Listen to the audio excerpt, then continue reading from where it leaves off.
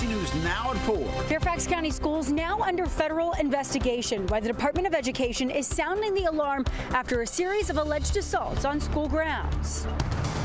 It's all aboard for the last time as the district says goodbye to the DC streetcars. The national average for gas rose to more than $4 a gallon for the first time since 2022. I'm telling you how you can alter your habits to save. And watching for a chance of storms, meteorologist Damon Matson is breaking down when you'll need an umbrella.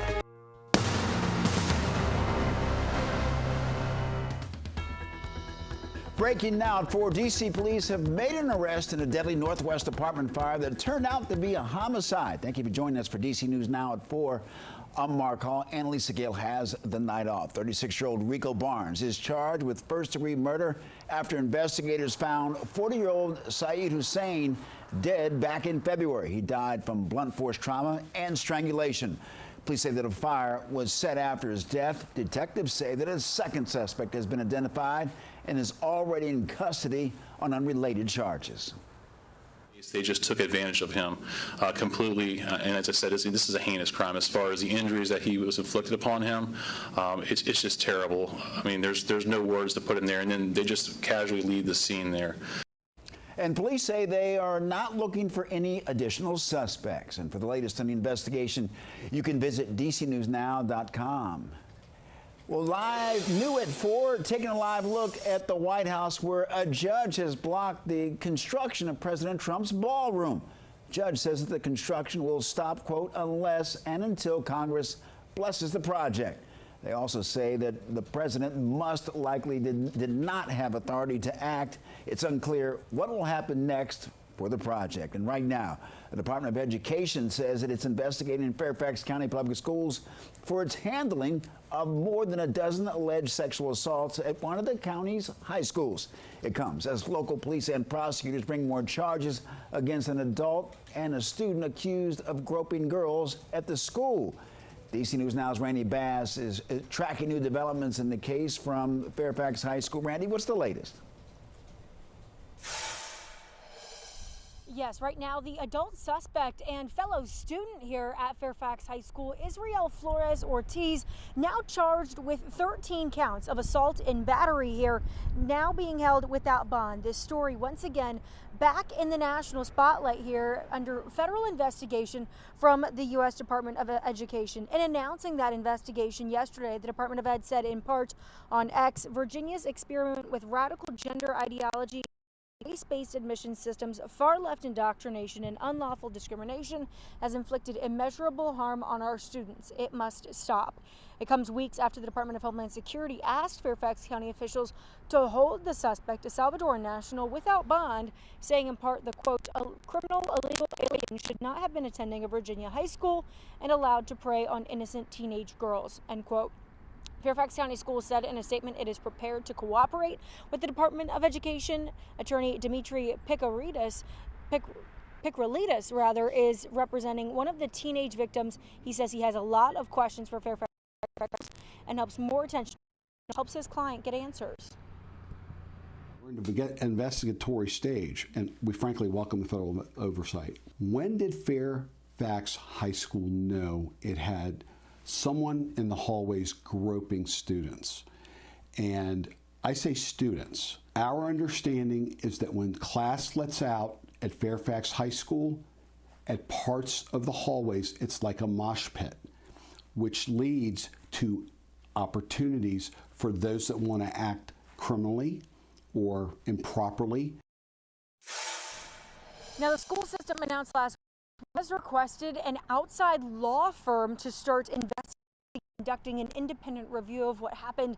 Coming up on DC News Now at 5, we hear more from attorneys who tell us what they expect to come out of the case in coming weeks. In Fairfax, I'm Randy Bass, DC News Now. All right, Randy, thank you. Let's stay in Virginia. Prince William County Police are on the lookout for a sexual assault suspect. And you can see that suspect wearing all black riding an electric scooter.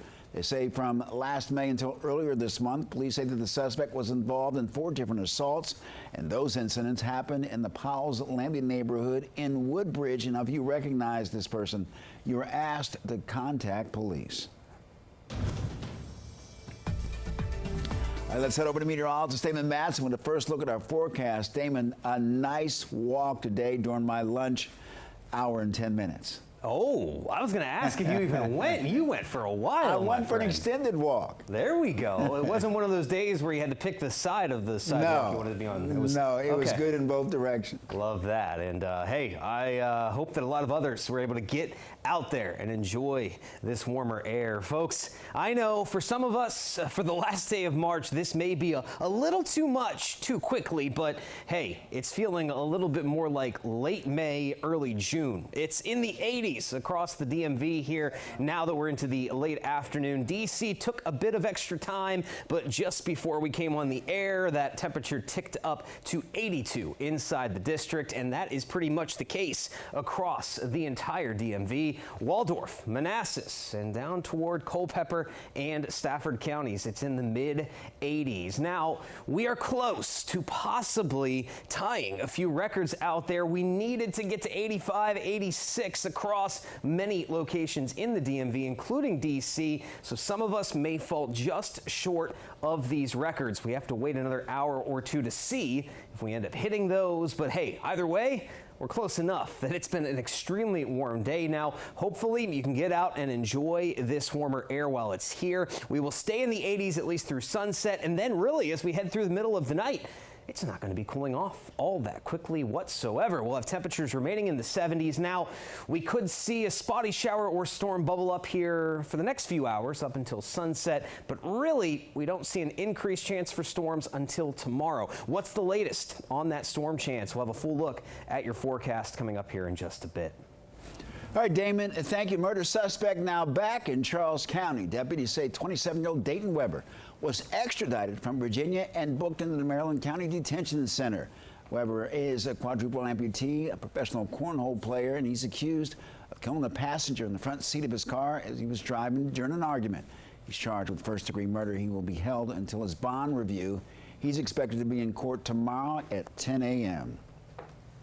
Well, developing now, 2 people are seriously hurt after a shooting in Clarksburg. This happened around 10 a.m. off of Catawba Manor Way. And the Montgomery County Police are still searching for suspects.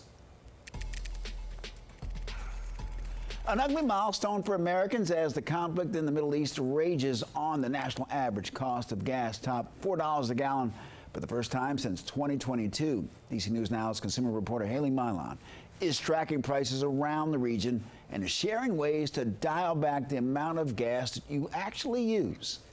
If you fill up regularly, you know this isn't a pretty picture. $72 for 18 gallons of gas. But it's not just about where you buy and how much you pay.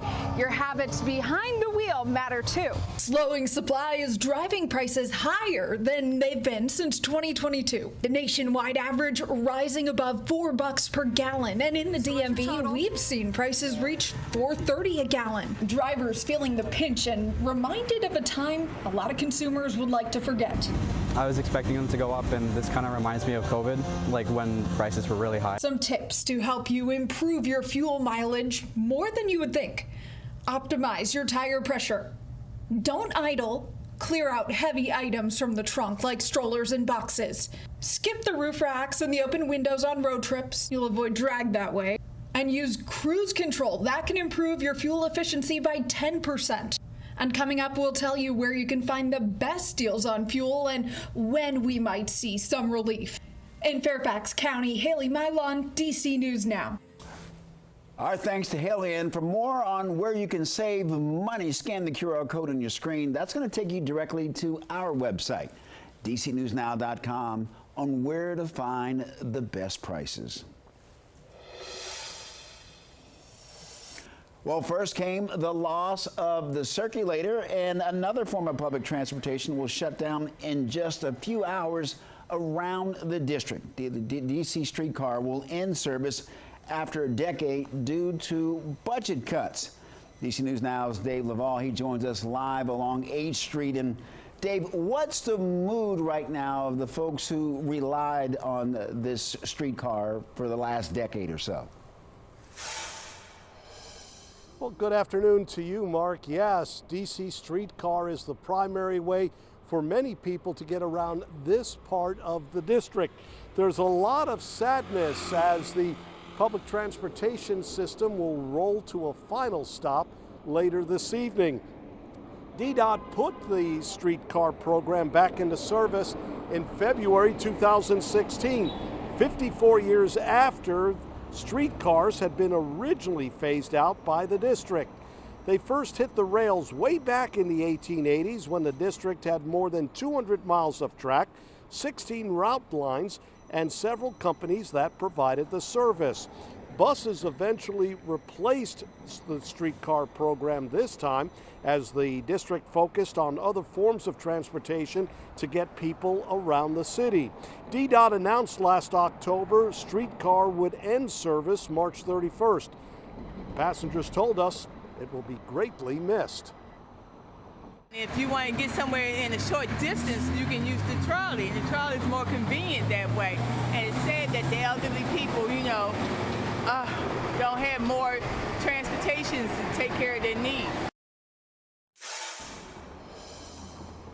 DDOT says Metro Bus Route 20 is one of those options people should consider if they need to get around this part of the district. And just a reminder, DC Streetcar will end service at midnight.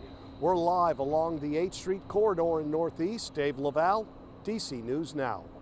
All right, Dave, thank you so very much. Happening tomorrow, 4 pickleball courts will open at Capital One Center in Tysons.